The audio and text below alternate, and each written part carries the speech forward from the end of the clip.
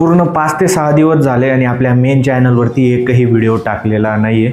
आणि आई रागवत होती की फक्त ब्लॉगिंग काय सुरू केलं आहे म्हणे तू, मेन चॅनलवरती पण काम कर, नाहीतर कसं आहे ना, माझ्या मागची लोक पुढे गेली, ज्यांचे 10-10, 15-15 हजार फॉलोअर्स होते, सबस्क्रायबर्स होते, तर ते आज मिलियनवरती बसलेले आहेत आणि मी तिथेच 480वरती अटकलो आहे. 4,80,000 फॉलोअर्स होते.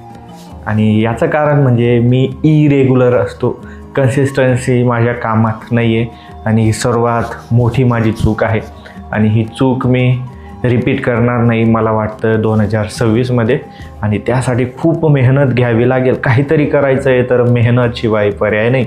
तुम्ही हार्डवर्क करा किंवा स्मार्ट वर्क करा, परंतु त्यामध्ये कन्सिस्टन्सी आणि मेहनत करावीच लागते. तर आता आपण एखादा टॉपिक चूज करूया, त्यावरती मग स्क्रिप्ट लिहू, मग व्हिडिओ शूट करू. एक व्हिडिओ आता आपला शूट झालेला आहे, तुम्ही आता एडिट करणार आहे.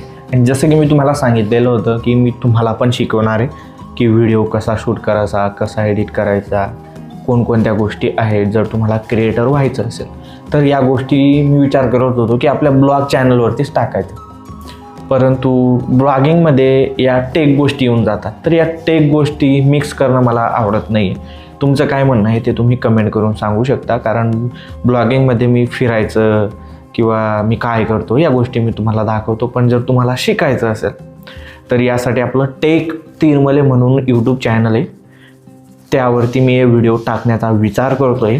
जर तुम्हालाही या गोष्टी शिकायच्या असतील तर मग अविनाश तिरमले या यूट्यूब चॅनलवर या सर्व गोष्टी टाकू की टेक तिरमले या यूट्यूब चॅनलवर सर्व गोष्टी टाकायच्या, हे तुम्ही मला कमेंट करून सांगू शकता.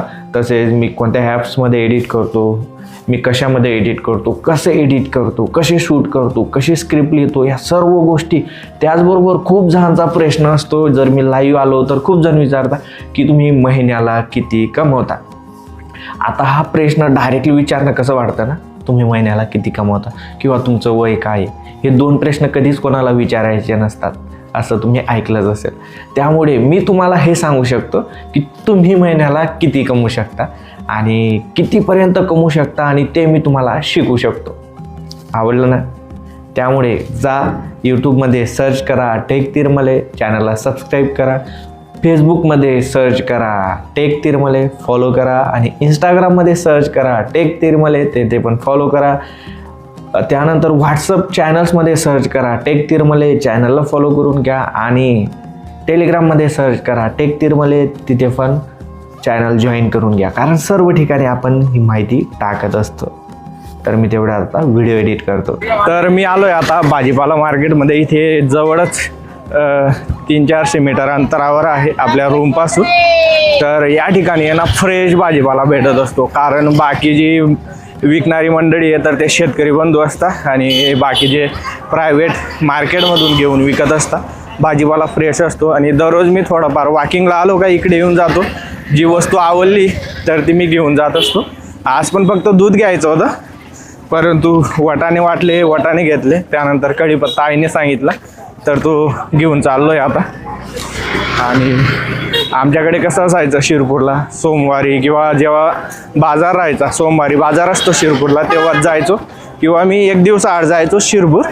परंतु तिथे पाहिजे तसा फ्रेश भाजीपाला नसायचा, कारण आमच्याकडे शेतकरी जास्त करून भाजीपाला लावत नाही, परंतु इकडचे शेतकरी कंटिन्युअसली भाजीपाला लावत असतात, त्यामुळे इकडे फ्रेश माल भेटत असतो.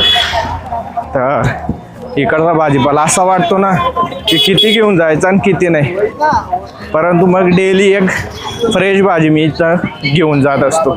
आणि एक गोष्ट महत्त्वाची आहे, आपण जे काही खातो ना तर ते फ्रेश खाल्लं तर ते खूप चांगलं असतं. आणि पॅकेज फूड आपण जेवढा कंटाळा केला किंवा टाळायचा प्रयत्न केला तर तेवढा आपण करायला पाहिजे, कारण आपल्या हेल्थसाठी ते खूप महत्त्वाचं झालेलं आहे सध्याच्या स्थितीला. तर आपलं दूध पण घेऊन झालेलं आहे.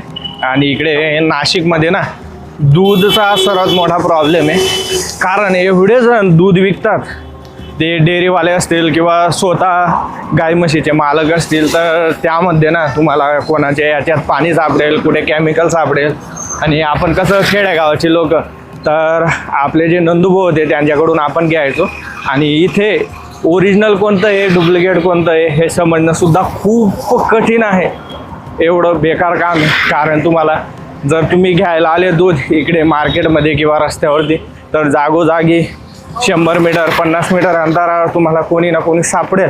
परंतु त्यामधून कोणाचं दूध चांगलं आहे हे निवडणं खूप कठीण आहे. आणि सुरुवातीला मला खूप तो त्रास झाला. आई सांगायची याच्यात खूप पाणी आहे याच्यात खूप पाणी आहे. कारण जे गावात दूध राहायचं ना त्या दुधाचं आई दही बनवायची किंवा पनीर पण आम्ही घरच बनवतो, रेडी घेतच नाही. आणि कधी अडचण झाली तर मग आपण जे रेडीमेड दूध आहे पनीर आहे तर ते घ्यायचो. परंतु गावात आई पनीर घरीच बनवायची आणि इकडच्या दूधचं पनीर पण नाही किंवा जी मलाई असते तर ती पण बनत नाही. आणि सर्वात महत्त्वाचं जे गावरान देशी तूप असतं ना तर ते सुद्धा आई आपले घरीच बनवत असते. आणि इकडे आल्यानंतर तो प्रॉब्लेम आला खूप मोठा. कारण इकडच्या म्हशीचं दुधाचं सुद्धा तूप बनायचं नाही, पनीर बनायचं नाही. आणि खूप फिरलो, खूप वेगवेगळ्या ठिकाणी ट्राय केलं आणि त्यानंतर एक जण सापडलं ज्याच्याकडून आता मी दूध घेतलं तर त्याचं मलाई पण बनती. पनीर काय ट्राय केलं नाही बनवायचं इकडे आता, परंतु गावरान तूप हाही घरीच बनवते. कहाणीमध्ये जरा ट्विस्ट आलेला आहे. मी ज्या ठिकाणी राहतो तिथून थोडा अंतरावर एक गाडी उभी होती. त्यामध्ये टेबल होता. कोणता टेबल? जो आपण घेतलेला आहे. आणि तो टेबल त्याबद्दल मी त्यांना विचारलं की हा टेबल मला पाहिजे, तुम्ही देणार का? तर ते म्हणे तो गोडाऊनचा माल आहे, दुकानावर घेऊन जायचा आहे, पण तुम्हाला पाहिजे असेल तर मी देऊ. त्यांना म्हटलं मग प्राईस काय आहे याची? तर ते म्हणे 750 रुपये. म्हटलं हा लहान आहे पण याच्यापेक्षा थोडा मोठा येतो तर त्याची प्राईस किती आहे? तर 850 रुपये. आपण घेतलेला आहे 900 रुपयाला आणि तो 1100 सांगत होते, 900ला घेतला. आणि यांना मी सांगितलंच नाही की फायनली कितीला देणार आहे. 850 रुपये म्हणजे ते 800 रुपये किंवा आपल्याला ते 750 रुपयेपर्यंत सोडतील. तर असा फरक असतो. आणि त्यांनी 800चा आपल्याला नाही 1100चा आपल्याला 900ला दिला तर मी एकदम खुश झालो की वा आपला फायदा झाला म्हटलं. पण काय असतो योगायोग असतो, त्यात मला काही पछतावा नाही आहे. फक्त मी तुम्हाला एक सांगतोय की अशी पण प्राईस असू शकते. आणि जर का त्यांना सांगितलं की मला बल्क क्वांटिटीमध्ये पाहिजे 850चा, तो आपल्याला 700ला पण भेटू शकतो, बरोबर की नाही? तर तुम्हाला एक गोष्ट सांगायचीच राहिली. मी आता जातोय परत भाजीपाला मार्केटमध्ये. कारण ते आपल्या क्रांती मावशी आहेत ना, आहेर आणि कॉमेडी व्हिडिओ बनवतात, त्यांचा व्हिडिओ पाहिला आणि त्यामध्ये ते वाटाणे खात होते बाजून. तर आईला म्हटलं तसेच वाटाणे मला खायचे. मग मी अर्धा किलो आणले. आई म्हणे आता परत जा आणि 1 किलो वाटाणे आण म्हणे. परत आता भाजीपाला मार्केटला जातोय, वाटाणे आणतो मग. तर मंडळी आपले कल्प्रिट भेटलेले आहेत आपल्याला आणि आपण आपले वाटाणे पण घेतलेले आहेत. आता त्याला भाजून खायचे. आणि तुम्ही कसा फिरा बस काकडे वगैरे फ्रूट वगैरे घेऊ. ते पण भाजीपाला घेण्यासाठी झालेले. तर आज आपण काय काय केलं तर मी 3-4 व्हिडिओ बनवणार होतो, परंतु सकाळी फक्त एक शॉर्ट व्हिडिओ बनवला आपण. त्यानंतर एक लॉंग व्हिडिओ बनवला, तो पण फक्त आपल्या कम्प्युटरवर सेंटर या यूट्यूब चॅनल आणि इंस्टाग्राम पेजसाठी. दुसरं काही झालेलं नाही. कारण एडिटिंगला, त्यानंतर स्क्रिप्ट रायटिंगला आणि शूट करायला वेळ लागला आणि अशातच आपला आज दिवस गेलेला आहे. त्यानंतर मी मार्केटला पण गेलो. आणि महत्त्वाचं म्हणजे आज आपल्या भाचीसाहेबांचा बड्डे होता. तर त्या 22 तारखेला इथून गेले आणि विचार होता की इथेच ठेवून त्यांचा बड्डे इथेच साजरा करायचा. परंतु एक दिवस आधीच त्यांची शाळा बुडालेली होती. त्यानंतर इथे ठेवलं असतं तर अजून 3 दिवस शाळा बुडालेली असती. मग त्यामुळे त्यांना काही ठेवलं नाही. तर त्यांना म्हटलं तुम्ही जा तुमच्या घरी, तिथे मी तुमच्या केकचे पैसे, कपड्यांचे पैसे पाठवून देतो, तिथूनच घेऊन घ्या आणि तुम्ही तुमच्या घरी तुमचा बड्डे साजरा करा. आणि तिचा एकही बड्डे माझ्याकडे साजरा झालेला नाही.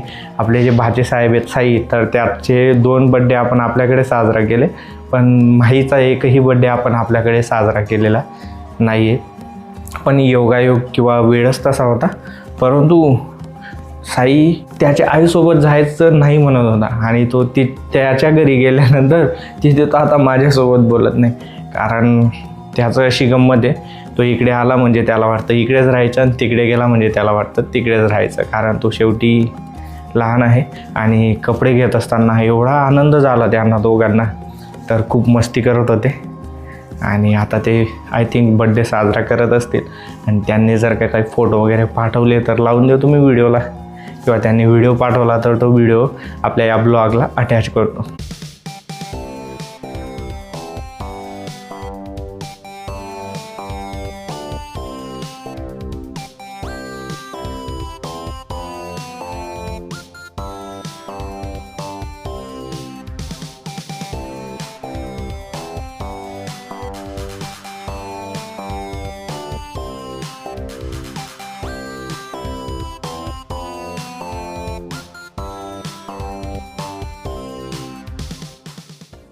तर हा व्हिडिओ तुम्हाला आवडला असेल तर लाईक करा, शेअर करा.